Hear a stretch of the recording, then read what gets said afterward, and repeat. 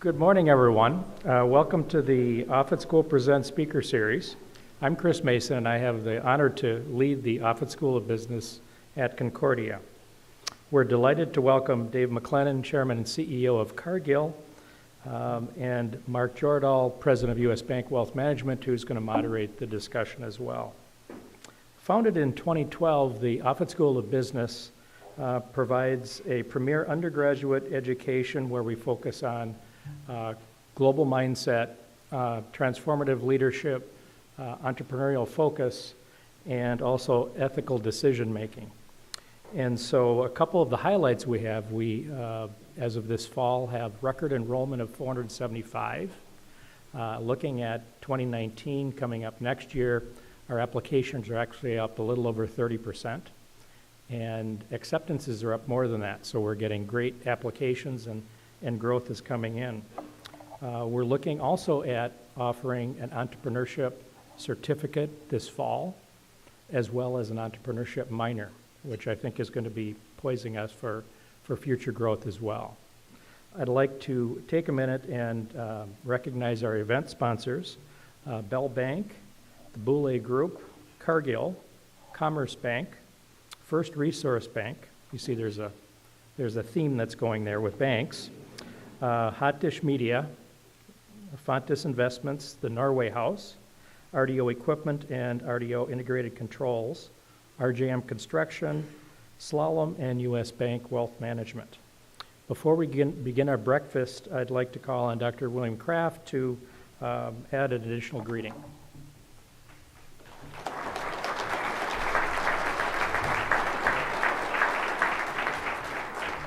Good morning. Good morning, early risers. Thank you for schlepping for wherever you schlepped from to get here at this hour of the morning. Welcome to the Twin Cities expression of Concordia College. And let me say, as an undergraduate English major, that it pleases me a great deal that we're going to have two English majors on stage here, and Dave McLennan and Mark Jordahl. So don't let anyone tell you that English majors can't make it in the world. My role this morning was to introduce the Reverend Dr. Chris Belfi, who was to provide our invocation, but I'm sorry to say that Chris is unwell this morning, but her husband, Ted Olson, has graciously agreed to step in for her. This is fortuitous. Ted was a religion major at Concordia College, and he also did graduate studies in religion at the University of Chicago. But before I introduce Ted, I want to ask you all with me to be silent together here this morning, to be silent together as with all people of faith, we grieve the dreadful violence and loss at Squirrel Hill in Pennsylvania. My family is from Western Pennsylvania. My grandmother grew up a 10-minute walk from the Tree of Life congregation. This is not the way of our country. This is not the way of our faiths. So I ask you for a moment to be silent as we think about all who are suffering in the wake of that tragedy.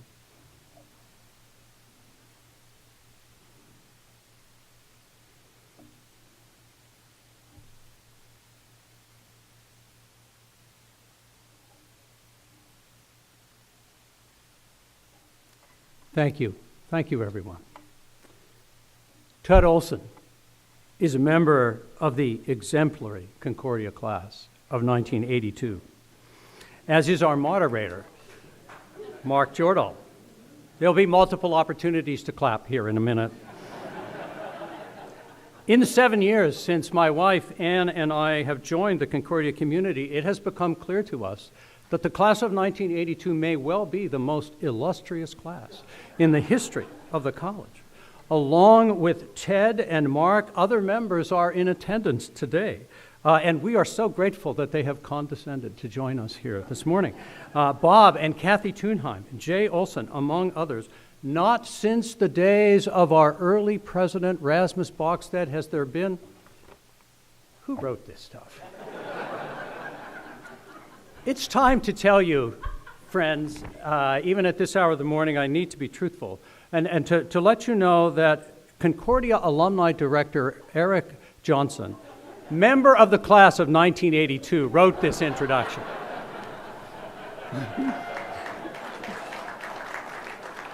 And so let me sum up by saying that Eric and those that I've already mentioned come from the greatest and humblest class in the history of Concordia College, and that from now on I'm writing my own speeches.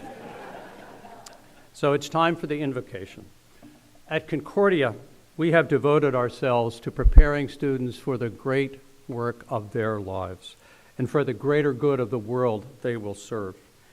No better voice for that mission could be found in my friend Ted Olson, a former Microsoft sales executive specializing in corporate business development.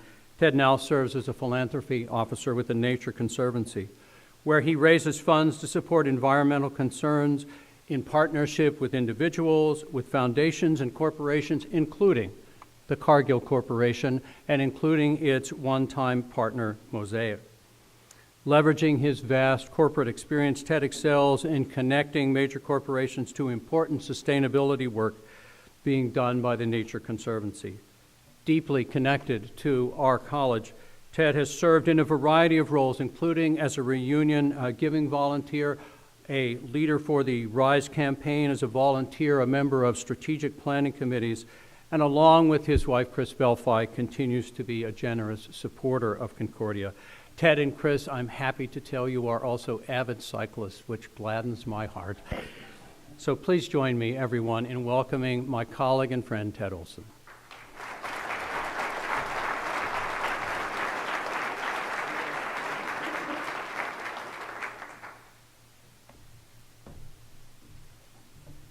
That was a bit expansive. I found out about this last night. So you're stuck with the B team. The Reverend Dr. Belfi would do a better job, but as he said, as Dr. Kraft said, I was a religion major in the fine tradition of liberal arts at the time, and continue to be in some cases someone who explores and doubts our tradition.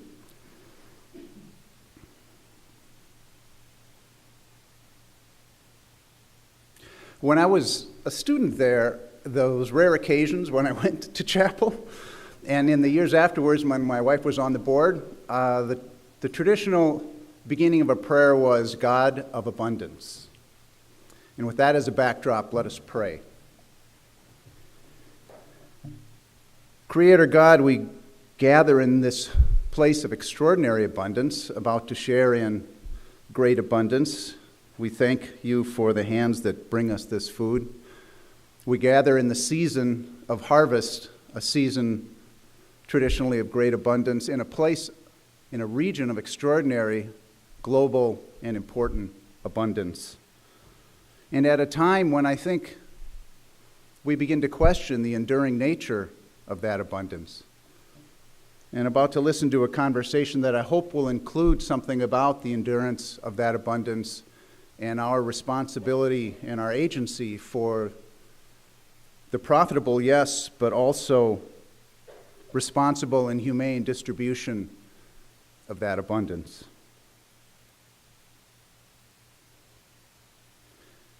In this tradition, there's a vein of thought that says that at the end of our days, we stand in the presence of God for a reckoning.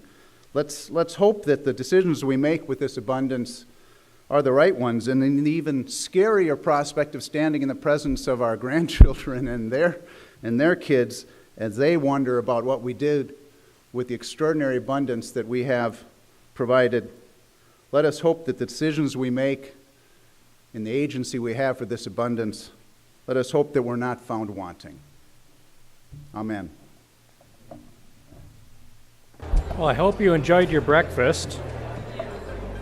And as we begin our program, it gives me great pleasure to introduce our conversation moderator, Mark Jordahl, and our featured speaker, David McClendon. Mark's a 1982 graduate, as we've heard, from Concordia College, where he majored in political science and English. I have to add, too, an outstanding tennis and hockey player and captain of the hockey team, actually of the Frozen Four back in 1982, I think it was. But he's president of U.S. Bank Wealth Management Group, And Mark's responsible for all wealth management services at U.S. Bancorp, including investment management, brokerage service, private banking, insurance, personal trust, and financial planning. And he's chair emeritus of Alina Health, and way too young to have that kind of title already. And he serves on the boards of St. Olaf College, Walker Arts Center, and Lakewood Cemetery. We're especially grateful that Mark is a regular guest speaker at our Offutt School of Business courses and serves on Concordia's investment committee. Dave McClendon is the 9th CEO of Cargill and has served in that capacity since 2013. He was first elected to Cargill Board of Directors in 2008. He started his career in 1991 in Cargill's Financial Markets Division in both Cargill's Minneapolis and London offices.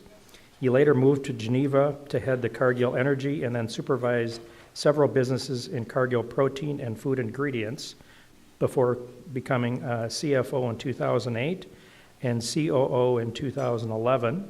Prior to joining Cargill, he worked in the futures and securities sector in Chicago, where he was also president of fixed income capital markets at U.S. Bank, Piper Jaffray in Minneapolis from 2000 to 2002.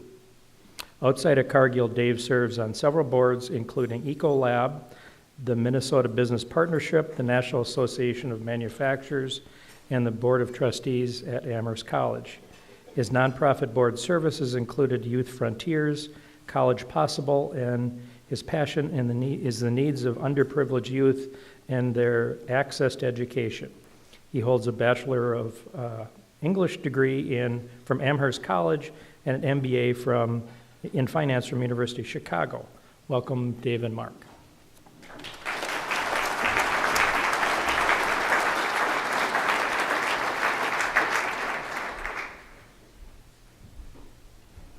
Want to sit here? Thanks, Chris. Is this on? Can you hear? We're on? Good.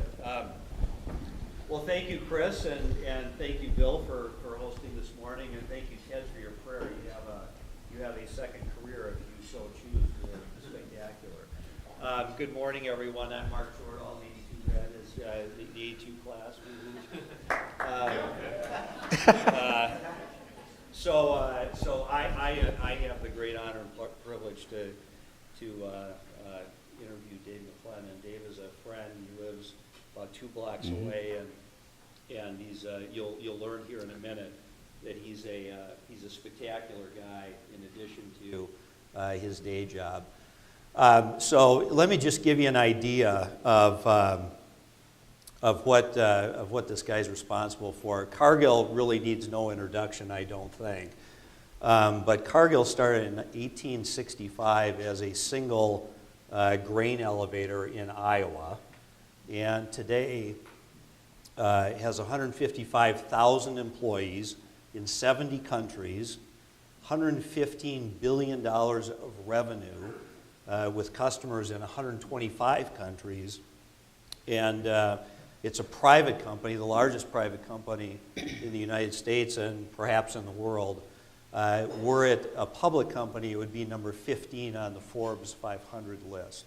So, the day job that Dave McLennan has is leading all of that, and we're so grateful you took a minute out of your day to do this with us. Thank you. No, it's an honor to be here. Thanks, Mark. So, maybe just to start, as Bill said, the English majors hang together pretty carefully.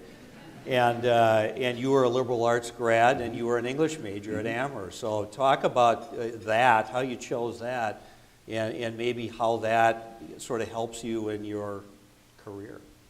Yeah, I wanted to I went to high school in Minnesota, and I wanted to get out of the Midwest. I wanted to experience another part of the country. Actually, my parents are from Boston, and I was born in Boston. And so Amherst College is about 90 miles west of Boston. So I had a natural affinity to New England, and I just wanted to be at a small school where I felt you could do a lot of different things. So I played football for a year. I mean, look at my size. I'd never played football anywhere but a small school. I worked on the radio station, the student newspaper. I was able to do a lot of things that I felt I couldn't have done at a big school. I also wanted a broad exposure to a lot of different things which a liberal arts education, like at Concordia, offers you. And I thought I can specialize once I'm done, depending on what I wanted to do. I believe a literature degree or an English degree, a liberal arts degree, it teaches you how to write, it teaches you how to speak, it teaches you how to process your thoughts, and it teaches you analytical and critical thinking through the study of literature when you analyze characters or themes in a novel or what has happened in history. I just think it makes your mind very well prepared for a broad array of things that you can do in your career. So I'm very proud of it, and I know you are too, and we were just talking at the table about how many people we know in business. I think 10%, maybe 12% of Fortune 500 CEOs have a liberal arts degree. So I believe in it. Yeah. So you got through Amherst, and then you went to the wheat pit at the Chicago Board of Trade, and I think that was before computers. So they weren't. Now they're kind of movie sets, but then they're actual. Things kind of happened, right? So what was that experience like? Well, I should start. My first job out of college is I moved to Boston, and I worked for a furniture company in the warehouse delivering furniture. And it was a combination of factors. One was I was not quite ready for the real world, and I thought it would be fun to go and do something different. Right. But more importantly is my girlfriend was still at Amherst. And she's See, there's now a my story wife. behind the story Exactly. right here. So 32 years later, we've been married for 32 years, so it was a good decision. We were able to see each other on the weekends or during the weeks. And I moved to Chicago. It wasn't quite the wheat pits, but I'm looking around the room. This is a pretty young crowd, so you may not even know what the pits were. But there was a movie called Trading Places, which kind of I wouldn't say glamorize it, but it's kind of. But it's where it was an open outcry system where you would bid. If you had your hands facing forward, you're a buyer, and if you had your palms facing out, you're a seller. And it's where buyer met seller, literally in these kind of dugout areas where you could climb down into it. But as Mark said, it was before computers. It's weird. It was in '82. The great class of '82 was just graduating. And you would take an order on the phone, so somebody would call up and say, buy 5,000 bushels of soybeans at $9 a bushel. You'd write it on a piece of paper. You'd run into I was a runner and a phone clerk. You'd run into the pit, hand it to the trader.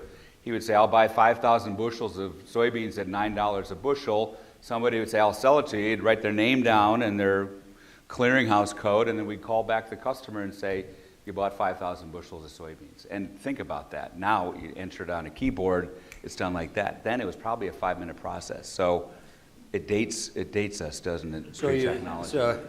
So you think about that, and now you think about leading a global company and the use of technology. So I was reading about facial recognition of cows, for example. And talk about how you're leading technology at Cargill. So I've said inside our company, we're an ag, food, and nutrition company, but I want us to be a technology company. And you all know, this is, I was saying to Mark at the table, this reminds me of 1999, 2000, 2001, the dot-com furor and bubble. It turned out to be a bubble with what's going on with digitalization and analytics. We have one system is for our animal feed business, so we are very active in the dairy feed business, and so we feed a lot of cows around the world, but we have a system now which will show we'll do facial recognition of dairy cattle. And you can tell, are they eating well? Are they healthy? When are they drinking? It was a little embarrassing because they did a test and they put the camera on the cow and my name came up. I don't know if it's a setup or what, but it's, I guess I know what my face looks like, yeah.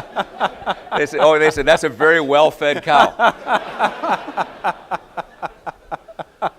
The other I'll call it technology solution that I think is pretty cool, it's called iQuatic. And so we also, as you would imagine, we sell a lot of feed to shrimp farmers. So this device goes into the tank where the shrimp are fed and grown, and it listens to when the shrimp are eating. And so it's one of those great existential questions. What sound does a shrimp make when it eats, right? Does a tree make a noise when it falls in the wood if there's nobody there?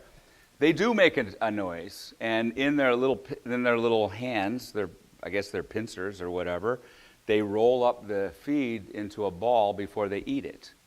And so this aquatic device will listen and say, okay, they're not eating anymore, stop releasing the feed. The feed is released remotely. It keeps the water cleaner, the shrimp grow healthier and bigger, you get a better yield, and you don't waste the feed. So it's got a sustainability component to it.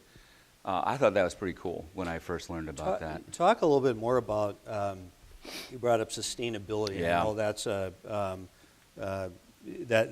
a big deal for you and for Cargill. It's not just feeding the world, which is a lofty ambition in and of itself. It's doing it in a sustainable basis. Talk about that. So our statement of purpose is we want to be the leader in nourishing the world in a safe, responsible, and sustainable way. So we felt that we want our mission.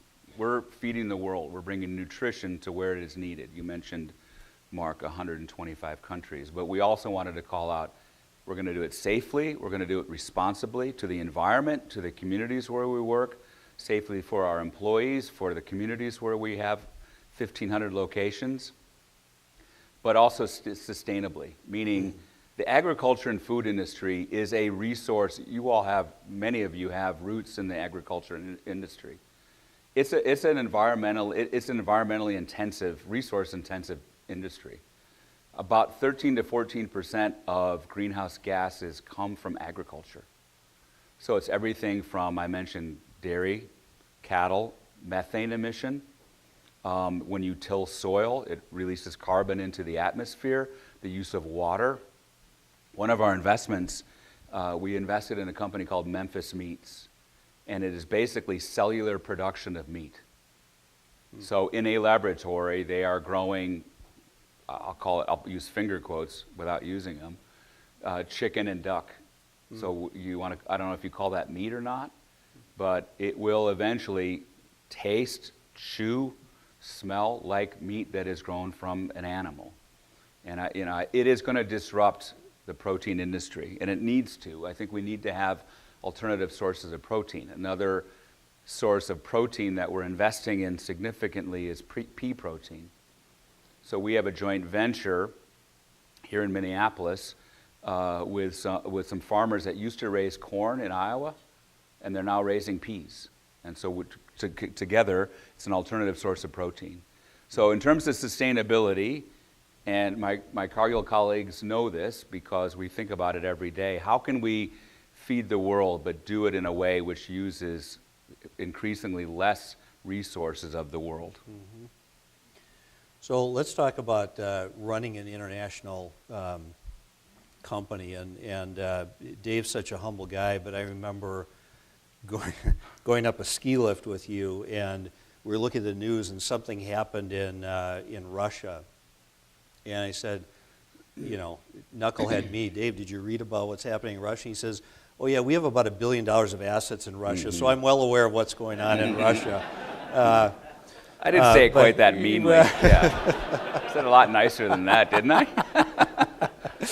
But talk about, the complexity of running a global business has to be amazing. Talk a little bit about that. Yeah, I mean, one of the title, I think, for this presentation, we use the word resilience. And I learned early on that Cargill never sleeps. Multinational companies, we've got operations around the world. There's always somebody working in the name of Cargill or selling our product or consuming our product. We like to say that you probably consumed something that Cargill was involved with in every single day, whether it's feed or one of our products. You've got to have the resilience, and you get the news. So my predecessor, Greg Page, I was sitting with him once, and somebody came in and handed him a piece of paper, and he looked at it, slid it over to me, and it said, Hugo Chavez, who was the president of Venezuela at the time, has just nationalized your rice plant. Came on TV, he said, I'm taking Cargill's rice plant. It's like, okay, I guess that's interesting. What are you going to do about it? We had a sunflower crushing plant in eastern Ukraine in a city called Donetsk, which is right around when the Russians went into Crimea and annexed Crimea, they were also there were incursions into eastern Ukraine, and some Russian-speaking people came to our plant and said, you're going to have to pay us a fee, so we will protect this plant for you. Well, we weren't born yesterday. We knew what that meant, and so we cleared out the plant and got rid of all the volatile chemicals that were there. And they took the plant because they wanted to climb on top of the silos that store the sunflower seeds to see the Ukrainian army. It was basically an outpost for them. We'll never see the plant again. And those things can happen very abruptly, whether it's a natural disaster or a fatality with one of our colleagues, or the nationalization or expropriation of an asset. But you've got to have that resilience because something's going to happen. And I learned early on that you've got to be able to roll with it. You've got to be able to take it on, figure out what can I do about it, how can I solve the problem if it's a problem, and if you absorb it all and become consumed by it, you can't function. You've got to be able to process it, and in some cases compartmentalize it. It's a tough job. I won't sugarcoat it. You're always thinking about it. It's, as I said, Cargill never rests, and sometimes I think that I don't either. And I won't know that until the job's over, but you all have jobs of importance, and you know what it's like. You wear it, and you bring it with you, and you've got to be able to know how to deal with that. What are some of the competencies required when you think about 125 countries, each of which have their own method of operating, each of which have their own government, each of which have their own methods of conducting business? The complexity has to be astonishing. What other competencies do you think about when you think about a company that can navigate all that? You've really got to be culturally flexible. You've got to be able to go in different directions and understand that cultures are different, laws are obviously different. Sometimes ethical cultures are different too. One of the reasons I think Cargill has been successful for 153 years is our code of conduct, our guiding principles, and our commitment to values. And I used to think that was kind of corny and naive. And the longer I've been around, I've come to appreciate it's not at all naive. And that's why we've been in business as long as we have, because our guiding principle, we have 7 guiding principles, and for example, everything from we obey the law, we keep accurate and honest records, we conduct our business with integrity, we do the right thing, and it needs to guide your action. So I think you've got to be, one competency is be values-based. Do the right thing for your company, for the planet, for your communities. And you've got to be able to culturally interpret, what is said. For example, what is said in Japan or China is very different than what is said in Germany or Ghana. And you've got to be a learning organization. You've got to be able to understand and be curious about different cultures and different ways of doing business, and recognize that it's not U.S.-centric by any means, quite the opposite. And Dave, do you find it's so? I've heard you speak about those guiding principles, and you're deeply committed to them, obviously, personally. Do you find it challenging? Do you have to anchor to that frequently as you're conducting business around the globe? I wouldn't say we have to anchor to it frequently, but I think oftentimes if an issue or a challenge comes up, you can very quickly trace it to one of our 7 guiding principles. Mm-hmm. We also have 3 declared values about putting people first, reaching higher, and doing the right thing. And so I think we'll use it as a filter if there's a discussion to remind ourselves, look how this works back to our cultural core and to our value system. Mm-hmm. I was talking about this to somebody the other day. If we were in a country where we felt we cannot be successful legally, honestly, ethically, we will get out of that country. I've not seen us exit a country for that reason, but without naming countries, some are much easier to do business culturally and legally than others. There was a story where we built a sunflower crushing plant in Volgograd, which is a region of Russia, many hundred miles southeast of Moscow. And so Eastern Europeans, for cooking oil, sunflower is very popular. They like the taste. It's readily available as a source, as opposed to, say, soybean or corn oil in North America. So we built our first sunflower crushing plant in Volgograd, and it was on time and on budget. And a new governor was elected, and he showed up and he said, "You don't have the right permits. You didn't get the proper gas permit or the proper water permit."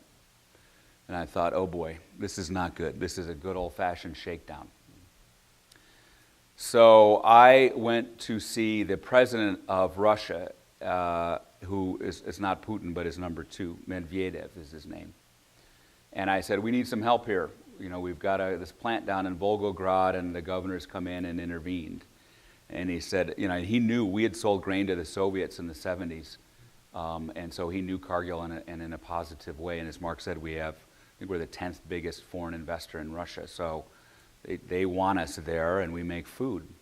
So he said, I'll take care of it. And he literally went and called the governor that day. That was not good. Yeah. In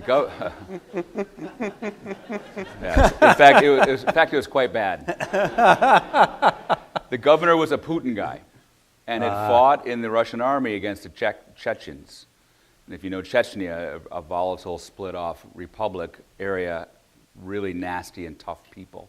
So this governor was no shrinking violet. He got really mad that we had gone to Moscow. And it's kind of like if you're working in your company, somebody goes to headquarters and complains. People don't like that. Right.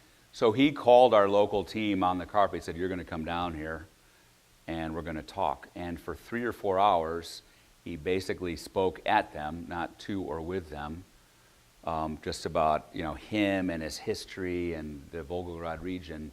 And all he was trying to do was show that he was in control, that it was his state, his region. Never go to Moscow. And so it wasn't a shakedown. Well, about a year later, we got the plant up and running, so a year afterwards. So I went back to Moscow, and I met with Medvedev again. He goes, "Everything good with the plant?" I said, "Everything's great." And he said, do you need me to call down there? I said, "No, do not call down there." Please. We're good. Please don't. But it's we have great relationships with local governments. We have a great corporate affairs and government relations team. That's another competency to answer your question more directly, Mark. That's what you need to do business around the world. Right. Let's talk about trade. Yeah. Trade has been in the news a bunch, and and we don't need to get too political here, because that'll go in the wrong direction in a hurry. But you've been an outspoken advocate for free trade. It's got to impact you in a big way. Yeah. It does. I mean, our customers are American farmers and Brazilian farmers around the world. And it doesn't have to be political. I mean, we have been outspoken. We believe and have believed for our history in open trade. It's good for the world. Statistics show that countries that trade with each other are less likely to have armed conflict. You've got to be able to get food from where it's produced to where it's consumed. It's good for all global economies. If you look at things like the NAFTA agreement, which is now called the USMCA, that has grown. The U.S. ag economy has produced millions of jobs, and it's grown trade from $15 billion to $39 billion since it was first implemented. So our outspokenness is trade is good. I understand what the administration is doing with China. And I think at the root, they're right to do it, meaning fairness, balance. For example, until recently, if you built a soybean crushing plant in China, you had to have a 51% Chinese partner. So it's a closed system. And I get it. They want to control their food system. They've recently relaxed that. They've recently changed that. But half of Minnesota soybeans go to China. So these soybeans are not going anywhere. And we'll find markets for those beans in Europe, hopefully. But it's been about a 20% impact on soybean prices. And there is a lot in storage. For those of you involved in the ag economy, we've had about 5 or 6 years for soybeans and corn of really good crops, of abundant supply. It's good for the consumer. But ultimately, it's not good for the American farmer. And the Chinese will find alternative sources of supply, like Argentina, Brazil, other countries that will be happy to take our place. So I'm worried that it will impact, not just in the short term, but the long-term viability of the U.S. ag economy, which is already in tough shape. Right, right. Do you feel like you're winning that battle? No. It's, I think President Xi and Trump are meeting, I think, next month. I was in Beijing in June, and President Xi met with 30 European and American companies, CEOs. Now, I know there's political rhetoric, but he was dug in. He said, if you hit China in the face, we're going to hit you back in the face. There was no turn the other cheek. This is a proud country with a culture of thousands of years, and they won't be embarrassed.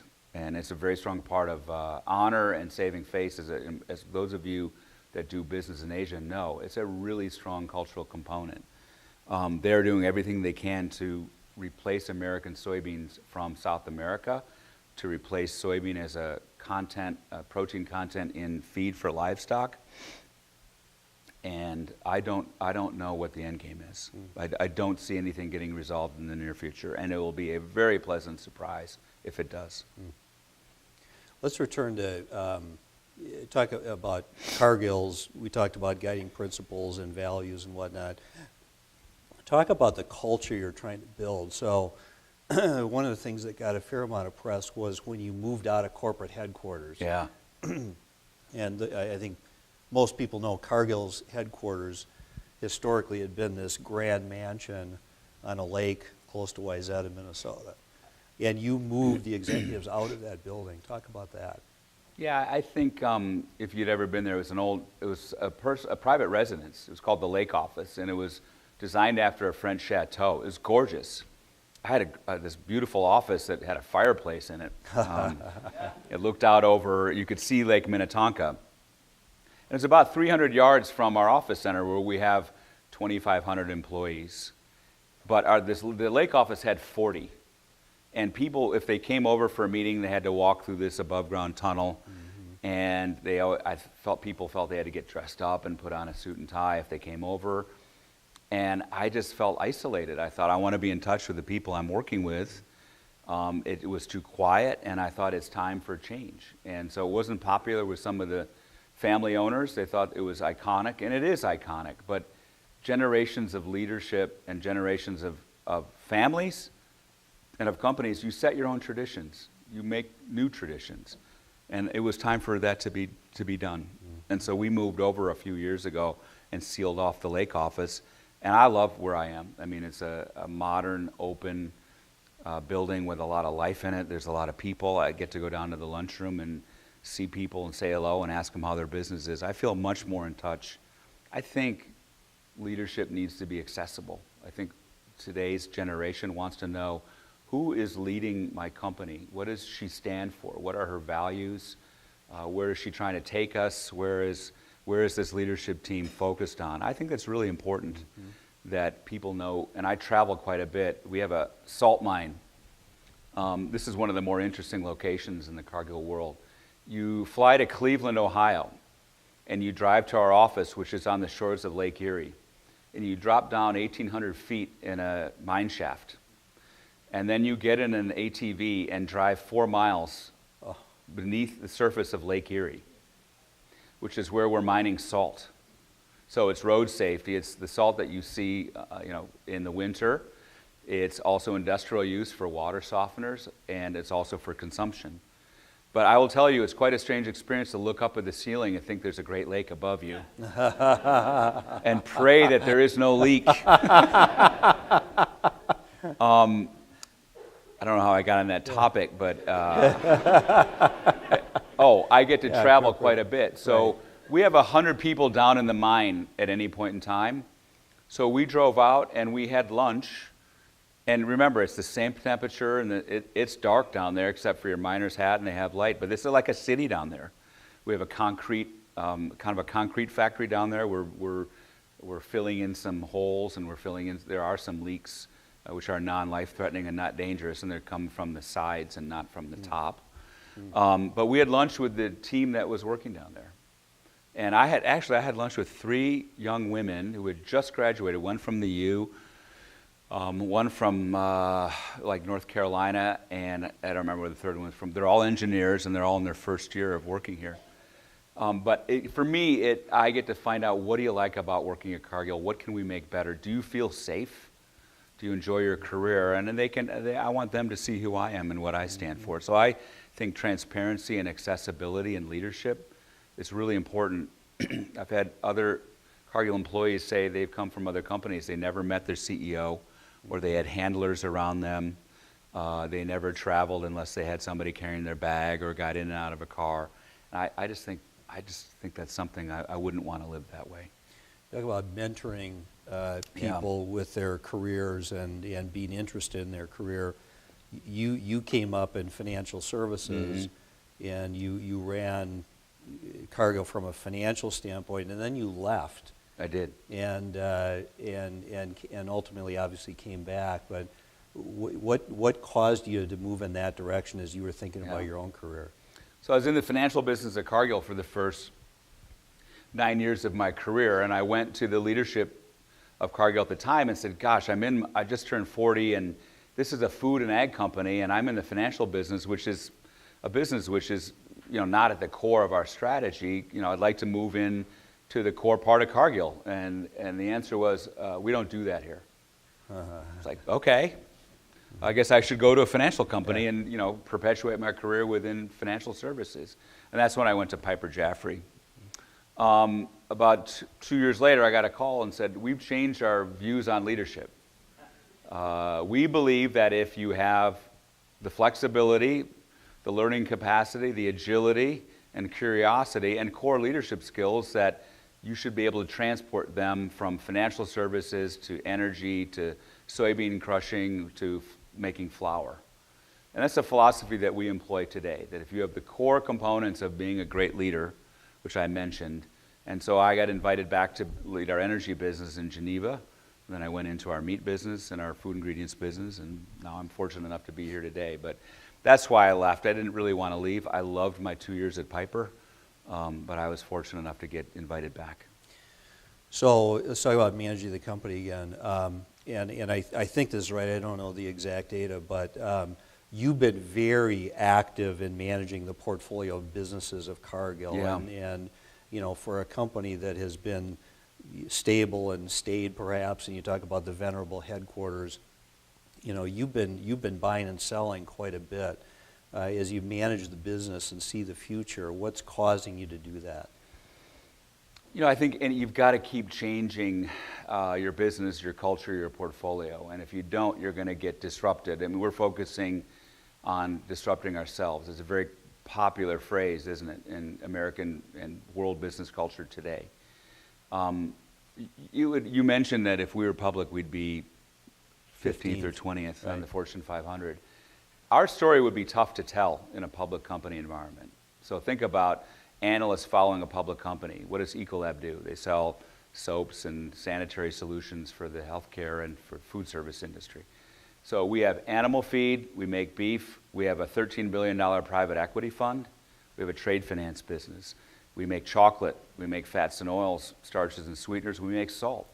We have a branded sweetener called Truvia. So it's a really diverse portfolio, and the Cargill and Mcclendon families want that. They want the diversification rather than being a pure play, so that they get stable, less volatile returns over time. But at the same time, you've got to have a strategic link to why are you in these business. So we owned a steel mill in Toledo, Ohio. And when I started asking, why are we in the steel business? And I didn't really get a good answer. The answer was, well, we got into it in the 70s. Well, as I dug a little deeper, it was like a tax play. Either we were able to buy it tax preferenced, or it was a place to roll profits and not pay taxes on it. But we didn't have a strategic intent to being a steel company. We're an ag, food, and nutrition company, so we sold that. We had a hedge fund called Black River. And I was convinced that Mr. Cargill in 1865, when he started the company in Conover, Iowa, didn't say, I want to be in the hedge fund industry. It evolved. It evolved out of currency trading, and we were good at trading, and we were hedging our currency moves. and it evolved into a $7 billion hedge fund. So we closed that down and sold off some of the pieces. So it was really about, in my early days, getting strategic focus on businesses where we were the natural owner for that business. We were going to grow it. And we had an energy business, which I led, but we had no intention of putting significant capital to be competing with the traditional energy trading companies. It was not going to thrive in a big company like ours. So that's why we did it, is to be more strategically focused. So you mentioned some of the world leaders, and it's actually amazing. You have to really encourage Dave to talk about this, because so we'll be talking about stuff, and Dave will say, I'm not saying this to be a big deal, but like he said, I just met the number 2 guy in Russia, and he's just trying to have a conversation. It's just what his life is like, right? So, as you've gotten around and met heads of state and these kinds of people, are there people that particularly impress you, and some other dimensions of leadership that you value? That's a great question. Because I'm a real student of leadership, and I love to watch leaders and say, how did they get to where they are, and what made them a great leader? But also, if they're poor leaders, where did they fail? What are they lacking? So I like to study the positives and negatives, and I think humility in people that don't take themselves too seriously always impresses me. And I get to, as you mentioned, I get to meet world leaders and business leaders, and I'm generally impressed. I will tell you a quick story of somebody who I'm very impressed by, but he was not at all impressed by me, and that's which is not surprising. It's Bill Gates. So I have this little trick I can do where if you give me a date, so when's your birthday? April 6th. So this year that was a Friday. So if you want to check your phone, I can guarantee you that was a Friday. So I can do that, and sometimes I'll do it at a dinner table, like if it's going a little slow, like I'm going to do the calendar trick. Be like, wow, that's cool. And so everybody's checking their calendars. Check now, April right? 6th. It was a Friday this year. So I was with a guy who manages Bill Gates's private capital, not the foundation, and he was really amazed. He goes, I got to tell Bill that. And I said, don't tell Bill that, please. So I was the speaker at the Bill and Melinda Gates Foundation. I was one of the speakers about 2 years ago, and we were in a Holiday Inn in Omaha, Nebraska, because Warren Buffett is involved, and so Bill brings thought leaders or people from different backgrounds to present, and I was completely intimidated. I got to tell you, Warren Buffett, Bill and Melinda Gates, Fred Smith from FedEx. The guy who runs 3G, Jorge Lehman. I mean, completely intimidated and very nervous, but I gave my presentation. So my friend afterwards grabs me by the arm and said, come on, you're going to go do the calendar trick for Bill Gates. And so reluctantly, I walk over there. Hey, Bill, how you doing? And he had told Bill, and I said, okay, when's your birthday? He said, October 25th. And I said, I think that was a Thursday. And he goes, that's not that hard. I said, all you got to do is, he said it in a kind of a nice way, but he said, I think I could get that in a week, and it's just really just base 7, and then you got to adjust it for leap year. And I was like, okay. So that was my experience with Bill Gates. But I would say, he's one of those people that really impresses me. Microsoft has a little gathering, about 130 CEOs every May, and he can talk on healthcare, disease, politics, sustainability, meat. I mean, the guy's unbelievable, and he reads about 3 books a week. So I think people that love learning, have humility, and are don't take themselves too seriously, that's who impresses me. Yeah. And can do the calendar trick. Yeah, I could do that. So, not that you ever get time to relax, but if you want to relax, what do you do? Oh, gosh. I love to be outside. As Mark and I have skied together with our friends. I have a very active family. We like to travel. I play a little golf here and there. But I think being outside as much as possible. And I think it's really important to have balance. I mentioned resilience, and if you're not doing other things with your life, read, be with friends, laugh. I am not all consumed by my job. I mentioned I think about it a lot, but I'm not a workaholic. I have been very attentive to my family's needs and my kids' needs. So for me, that's relaxation, and that's a form of, you have to have it, otherwise you won't have that resilience. Right. Chris, should we open up to the room and see if anybody has questions?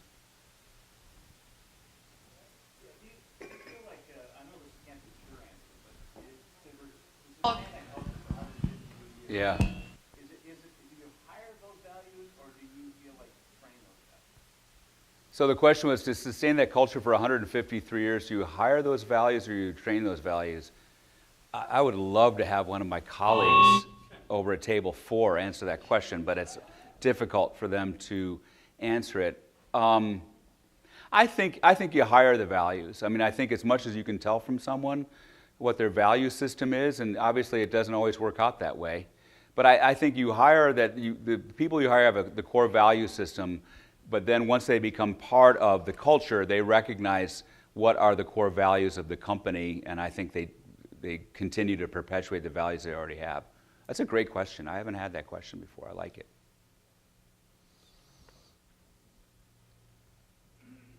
And there are mics that are being walked around. I did want to say thank you all for coming out very early. I was impressed. Cobbers like to get up early. We dial it in. I was impressed. We dial it in. I got here at 10 to 7, and there was a big crowd waiting to get in. So but thank you for being here. David, thank you for being here. You're welcome. Cargill's not publicly traded. Can you describe how that affects the way you think about your employees, your shareholders, your vendors, your customers? I think it allows us to take a long-term view. Our owners are very patient and very generous people. I'm very proud of, we are very well owned by the Cargill and McMillan families. It's pretty amazing. 7th generation. If you ever read a book on family companies, the average number of generations, 2. We're now in our 7th.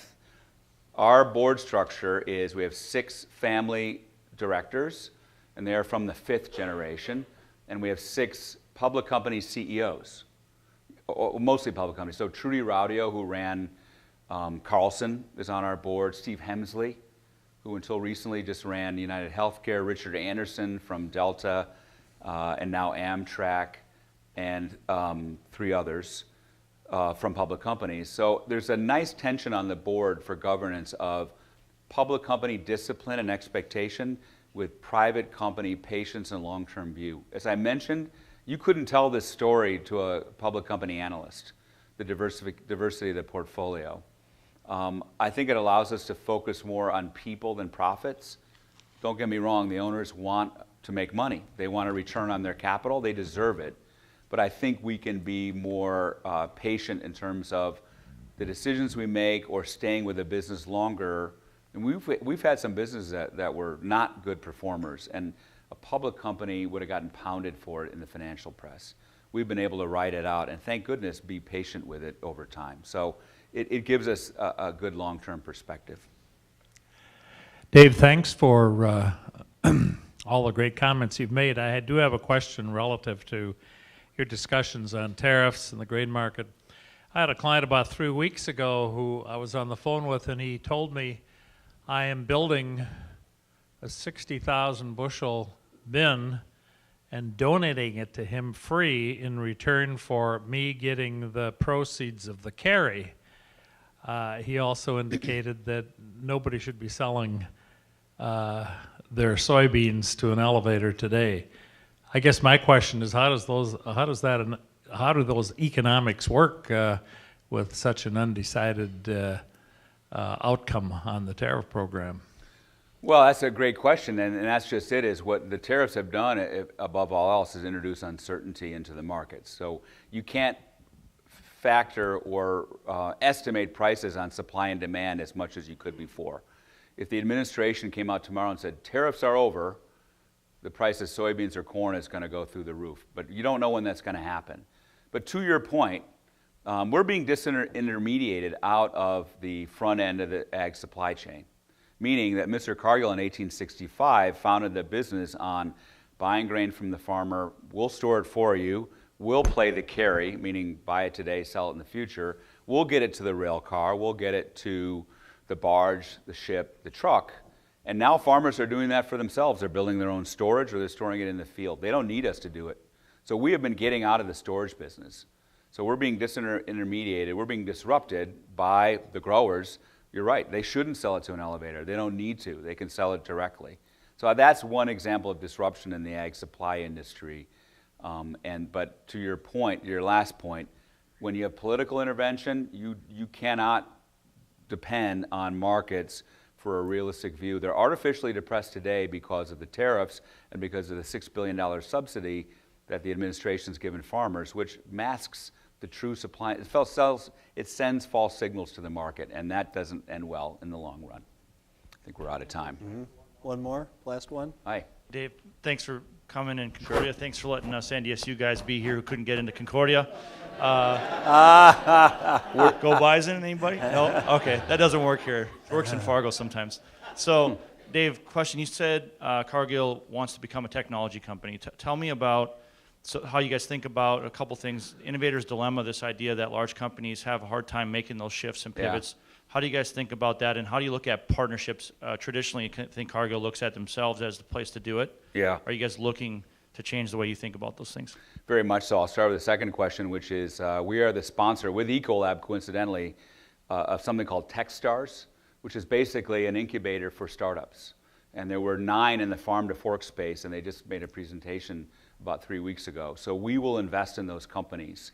Clay Christensen, Innovator's Dilemma. Big companies do have trouble with that.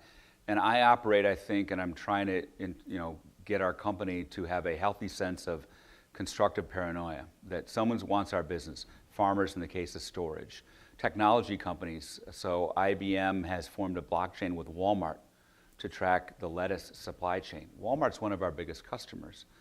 So it's saying things like, I want us to be a tech company, but for sure, we invested in a company called Descartes Labs, which is basically a satellite company. It's a bunch of guys from the NASA Propulsion Lab in New Mexico. They make and put up their own satellites, and we track weather patterns to understand grain prices through them. So we are, by all means, recognize we can't do it alone. We've got to have young startup companies, otherwise we will wither on the vine. So I am very constructively paranoid about that reality of technology and its impact on us. Thank you. Thanks, Chris. Thank you, Dave. Thanks for doing that. Thanks, Chris. Good to meet you. Thank you. Thank you. Thanks for.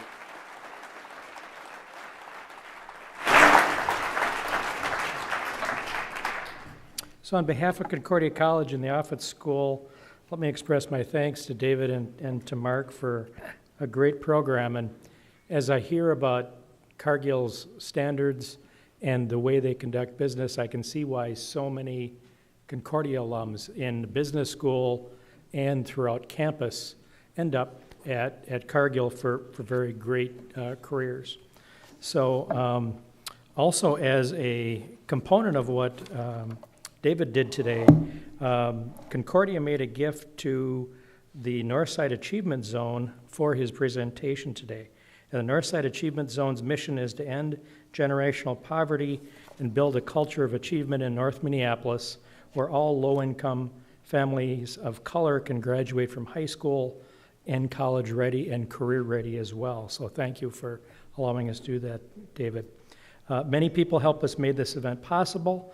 Carol Hedberg, who's in the back, is our event coordinator, and as usual, she pulls it off without a hitch.